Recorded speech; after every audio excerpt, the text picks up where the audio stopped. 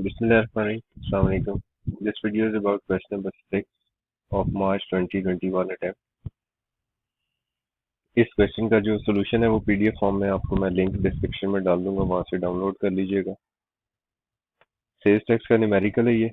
HAR sole proprietor business is registered under Sales Tax Act as manufacturer cum importer and is engaged in manufacturing and supply of consumer products.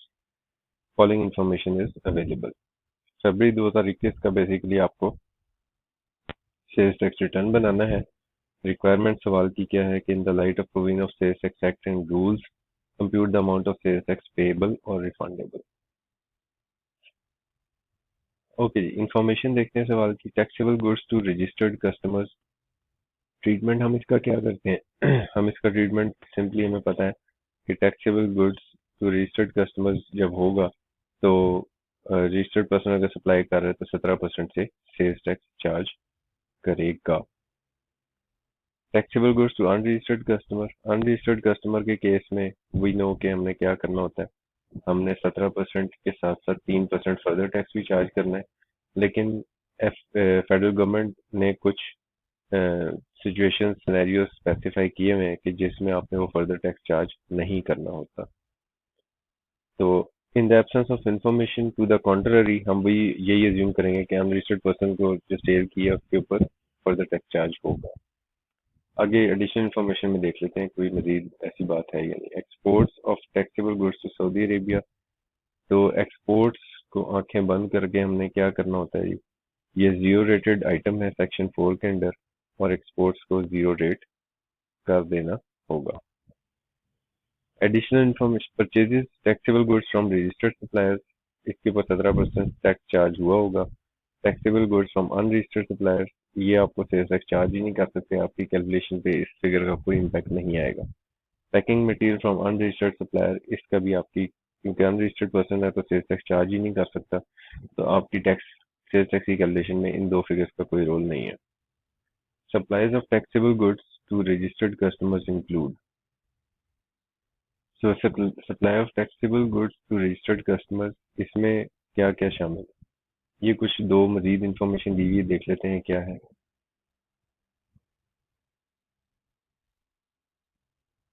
अच्छा, अब ये चूंकि registered customer की cell है और इसमें कुछ एडजस्टमेंट मुतवक्को है, तो हम इसके लिए क्या करेंगे, हम इसके लिए एक वर्किंग बना लेंगे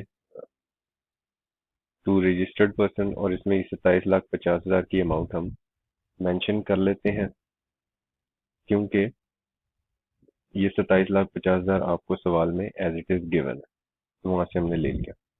goods worth 2,25,000 net of special discount of 75,000, these goods were sold to an associate undertaking. Discounts की प्रोविजन क्या है जी के special discount was not reflected on invoice. Now discount की प्रोविजन हमने ये पढ़ रखी है कि डिस्काउंट्स जो है वो उस वक्त वैल्यू सप्लाई में से माइनस होते हैं जब वो दो कंडीशन पूरी करें।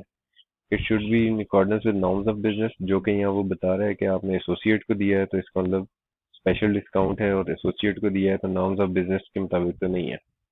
और sales tax invoice should show the discounted price, और इनवॉइस के ऊपर भी डिस्काउंटेड प्राइस होनी चाहिए। नाउ ये दोनों चीजें वायलेट हो रही हैं, क्योंकि स्पेशल डिस्काउंट है, इसी से ये पता चल रहा है कि ये in accordance with norms of business नहीं है। तो ये जो आपने 75,000 का डिस्काउंट दिया है, ये डेफिनेटली वैल्यू ऑफ सप्लाई में से कम माइनस हुआ हुआ है, तो अब इसको ऐड बैक कर देना चाहिए है।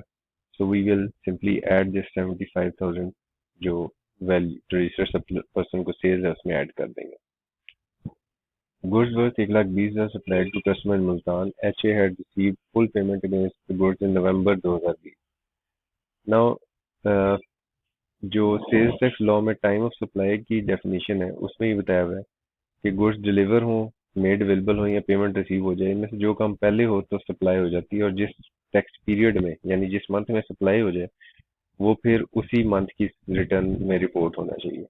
अब ये नवंबर 2020 में अगर इसकी फुल पेमेंट आ गई थी तो ये सप्लाई नवंबर की बनती है, फरवरी की नहीं बनती। तो इसलिए अब हमने क्या करना है, 1,20,000 को यहाँ से फरवरी की टैक्स कैलकुलेशन से निकाल देना है और नवंबर में इसको रिपोर्ट होना चाहिए।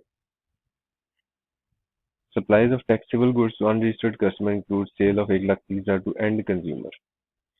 एंड कंज्यूमर को अगर आप सेल करते हैं और वो अनरजिस्टर्ड कस्टमर है तो इसके लिए जो एक SRO है 648, उसमें ये बताया हुआ है कि supply of goods directly to end consumer अगर हो तो फिर आपने 3% का जो फर्दर टैक्स है वो चार्ज नहीं करना है।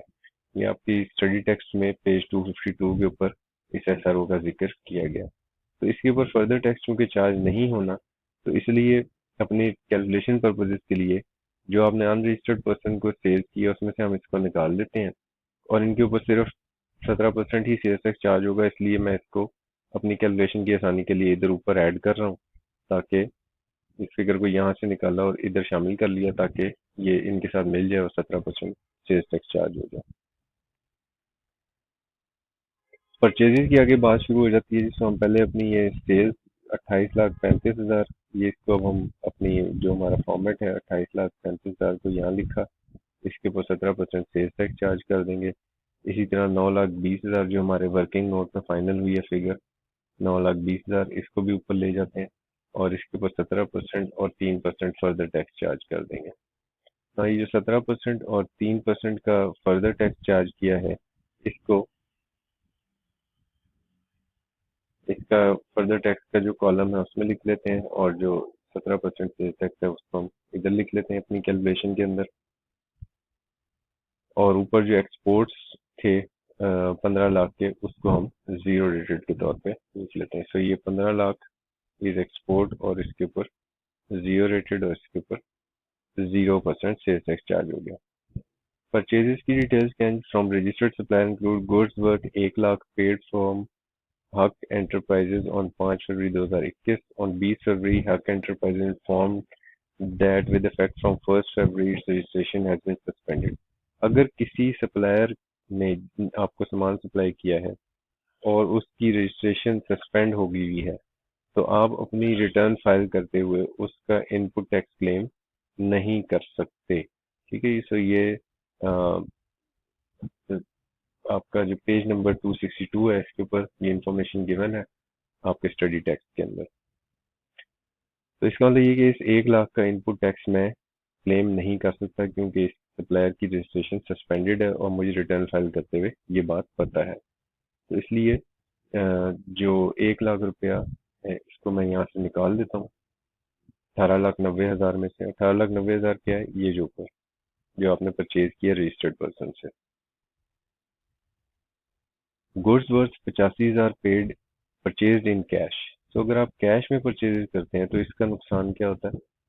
इसका नुकसान ये होता है कि amount above 50,000 paid other than through cross cheque. तो अगर क्रॉस चेक के अलावा आपने पे किया है तो फिर input tax in respect of following transaction is not allowed, आप उसका इनपुट टैक्स क्लेम नहीं कर सकते। तो इसका मतलब ये 85,000 जो आपने कैश में पे कर दिया, अब इसका इनपुट टैक्स क्लेम नहीं हो सकता, तो हम इसको अपनी परचेज में से निकाल देंगे। Next item is goods worth 50,000 purchased from AB Traders. The supplier did not declare the sale of these goods in its tax return for the month of February. So अगर उसने अपनी रिटर्न में कोई sales नहीं दिखाए हुए तो क्या मैं उसका इनपुट टैक्स ले सकता हूँ? तो टैक्स लॉ सेज कि आप ऐसा नहीं कर सकते। From the date to be notified by FBR, such goods and services which at the time of filing of return by the buyer have not been declared by the supplier in its return, तो इसका input tax मैं claim नहीं कर सकता 50,000 की जो purchases है। तो ये भी मेरी परचेज में से निकल गया। तो अब बाकी 16,55,000 की परचेजेस बचती हैं, तो इसको मैं यहाँ पे लिख लेता हूँ जी, और इसको फिर अपॉर्शन कर दूंगा इन दो के दरमियान और फिर ये फिगर्स बन जाएंगी। ठीक है, ये वाली और ये वाली। अच्छा जी, ये अपॉर्शनमेंट जब हो जाएगी तो आगे फिर इसके ऊपर 17% से सेल्स टैक्स चार्ज करके हम इधर ले आएंगे। नेक्स्ट क्या है जी हमारे पास, taxable goods worth ₹1.5 lakh were used in the business meeting for the promotion of his business. तो ये जो टैक्सेबल गुड्स हैं 1 लाख की, ये आपको सवाल में बताया हुआ है कि manufacturing and supply of consumer products, आप ट्रेडर नहीं हो, आप मैन्युफैक्चरर हो। तो इसका मतलब ये है कि आपकी अपनी टैक्सेबल गुड्स जो है वो यूज्ड इन बिजनेस है, और इस बारे में टैक्स लॉ ये कहता है कि जो आपकी सप्लाई की डेफिनेशन है उसको एक दफ़ा देखिएगा जाके, कि पुटिंग टू प्राइवेट और बिजनेस और non business use of goods produced during taxable activity, वो गुड्स जो आप खुद से प्रोड्यूस करते हैं टैक्सेबल एक्टिविटी के दरमियान और फिर उसको अपने ही इस्तेमाल में ले आए या प्राइवेट यूज में ले आए, तो वो सप्लाई की डेफिनेशन में फॉल करता है। इसलिए ये सेल्स ट्रीट होगा 1,50,000 का। ठीक है, सो मैं अपनी जो आउटपुट टैक्स की कैलकुलेशन जब बना रहा हूँ, तो जो बिजनेस मीटिंग में मैंने सामान इस्तेमाल किया है 1,50,000 रुपए का, उसको बिल्कुल सप्लाई ट्रीट करूंगा, उसके ऊपर 17% आउटपुट टैक्स भी कैलकुलेट करूंगा। A machine costing 25 lakh was acquired and commissioned into operation in February. The machine was used both for taxable and zero rated supplies. तो 25 लाख रुपए की ये मशीन है और ये मेरा फिक्स एसेट है, इसका इनपुट टैक्स मैं बिल्कुल क्लेम कर सकता हूँ। मशीन 25 लाख रुपए की है और चूंकि ये दोनों पर्पजेस के लिए यूज हुई है, जीरो रेटेड के लिए भी और दूसरी सप्लाईज के लिए भी, इसमें इसको भी इसकी कॉस्ट को पोर्शन करना पड़ेगा और फिर इसका 17% इनपुट टैक्स है वो आप जीरो रेटेड के केस में तो सिंपली करेंगे माइनस, और अदर्स के केस में इसको ज़रा थोड़ा सा अलहदा करके लिखना पड़ेगा, क्योंकि इसके ऊपर 90% की लिमिट अप्लाई नहीं होती और मैं इस कॉलम में वही फिगर्स लाता हूँ सिर्फ जिसके ऊपर 90% की लिमिट्स अप्लाई होती हैं। Electricity bill of 90,000 for the month of September was paid in October 2020. However, related input tax of 13,000 has it still inadvertently remained unclaimed. तो बिजली के बिल पे 13,000 का सेल्स टैक्स है जो आपने क्लेम नहीं किया हुआ। अगर आप कोई क्लेम करना भूल जाए इनपुट टैक्स, तो उसके लिए लॉ ये कहता है कि आप 6 सब्सिक्वेंट टैक्स पीरियड्स तक वो इनपुट टैक्स क्लेम कर सकते हैं, कोई मसला नहीं है। तो आप देख लें, अगर अक्टूबर में आपने पे किया है तो नवंबर, दिसंबर, जनवरी, फरवरी, मार्च, अप्रैल, तो अभी तो आप फरवरी की कैलकुलेशन बना रहे हैं, तो बिल्कुल this is very much with in 6 months, तो मैं इसका इनपुट ले सकता हूँ। तो 13,000 जो इलेक्ट्रिसिटी बिल है उसका मैं बिल्कुल इनपुट इस मंथ में ले सकता हूँ। तो इसको भी हम यही तस्वर करेंगे कि ये दोनों सप्लाईज के लिए इस्तेमाल हुआ है और इसलिए इसको अपॉर्शन करके फिर यहाँ पे लिख लेंगे। इसमें याद रखना है कि यहाँ पे 17% का जो सेल्स टैक्स रेट है वो अप्लाई नहीं करना, क्योंकि ये वैल्यू ऑफ सप्लाई नहीं है 13,000, ये सेल्स टैक्स है। ठीक है, ये वैल्यू ऑफ सप्लाई थी इसलिए इसके ऊपर 17% सेल्स टैक्स चार्ज किया था। अच्छा जी, आगे क्या है? Auditors have proposed to make provision of 50% against obsolete and expired stock of 3,50,000। ना तो ये स्टॉक डिस्पोज ऑफ ट्रीट होगा, ना ही ये इसका कुछ भी नहीं करना है, सेल्स टैक्स में प्रोविजंस का कोई रोल नहीं है। तो goods are lying in the warehouse since so and so date, input tax was claimed in so and so. सिर्फ उस सूरत में सेल्स टैक्स पे इम्पैक्ट आता है जब गुड्स डिस्ट्रॉयड हो, जब आपने डिस्ट्रक्शन ऑफ गुड्स करनी हो तब इसके ऊपर इम्पैक्ट आता है, अदरवाइज ये प्रोविजन का कोई इम्पैक्ट नहीं है। Sales tax credit of 4,15,000 brought forward from previous tax period. तो जो ब्रॉड फॉरवर्ड सेल्स टैक्स है वो तो सिंपली 4,15,000 हमारे इस रेजिडुअल के कॉलम में आ जाएगा। ओके जी, सो ये इस फॉर्मेट से आप जो मेरे स्टूडेंट्स हैं रेगुलर, उनको तो ये फॉर्मेट सारा पता है, तो इसलिए मैंने इसकी ज़्यादा डिटेल नहीं बताई। तो जो अब आपने काम ये करना है कि इस फॉर्मेट से फिगर्स उठानी है और अपनी एक खूबसूरत सी कैलकुलेशन बना के दिखा देनी है कि आउटपुट टैक्स मेरा कितना बना है, वो ये यहाँ से आ रहा है।